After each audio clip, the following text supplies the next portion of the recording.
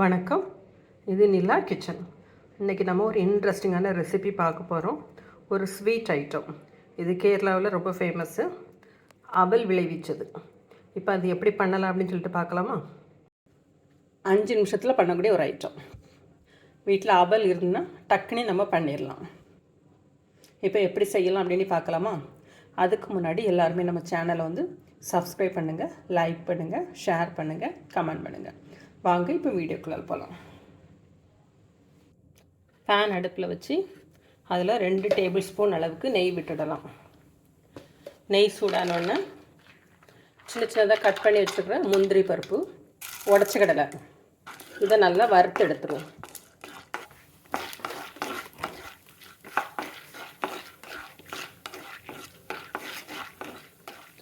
லைட்டாக கலர் வந்தால் போதும். இதில் துருவின தேங்காய் 2 கப் அளவுக்கு சேர்த்துடுங்க.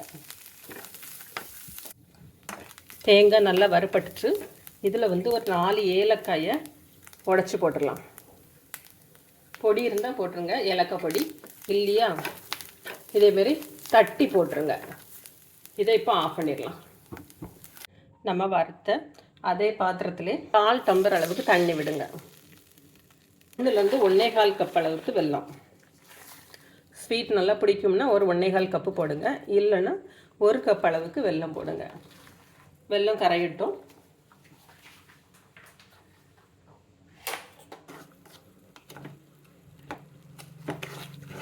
நாட்டு சக்கரை தான் சேர்த்துருக்குறேன், அதனால் நான் டைரெக்டாக அப்படியே சேர்க்க போகிறேன். நீங்கள் வெல்லம் எடுத்தீங்க அப்படின்னா, உருண்டை வெல்லம் எடுத்தீங்கன்னா வெல்லம் கரைஞ்ச உடனே ஒரு அரிப்பு அரித்து அதுக்கப்புறமா சேர்த்துருங்க.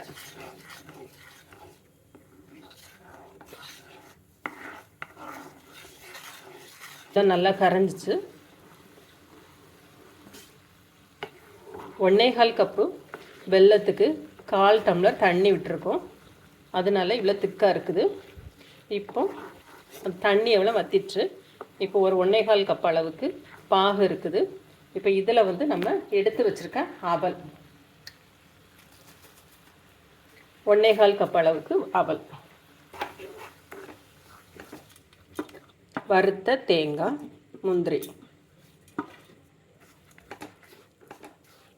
கருப்பெள்ளு தான் சேர்க்கணும். எள்ளு கரிஞ்சிடக்கூடாது. லைட்டாக வறுப்பட்ட உடனே எடுத்துருங்க. நீங்கள் முந்திரியோடு சேர்த்து போட்டிங்கன்னா ரொம்ப கரிஞ்சு போகும். தனியாக வறுத்து போட்டிங்கன்னா கரெக்டாக இருக்கும். லைட்டாக பொரிஞ்ச உடனே எடுத்துருங்க.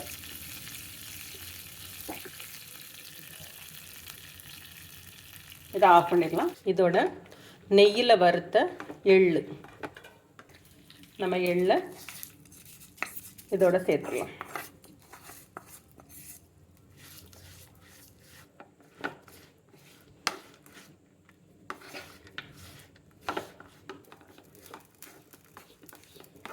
இது சாப்பிட்றதுக்கு நல்லாயிருக்கும், நல்ல வாசமாக இருக்கும். நம்ம தேங்காய்லாம் நிறைய சேர்க்குறோம், நோட்டீஸ் பண்ணியிருப்பீங்க. 1.25 கப் அவலுக்கு 2 கப் அளவுக்கு தேங்காய் சேர்த்துருக்கோம்.